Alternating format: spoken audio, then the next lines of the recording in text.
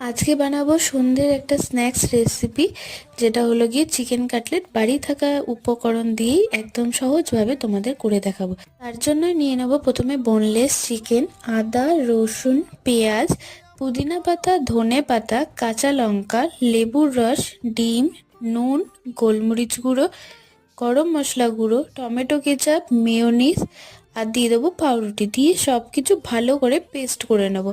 এবার হাতে তেল মাখিয়ে অল্প একটুখানি ডো নিয়ে আমি একটা ছুরির সাহায্যে এখানে ডায়মন্ড বা বরফি শেপ দিয়ে নিচ্ছি। তোমরা চাইলে চৌকোও করতে পারো।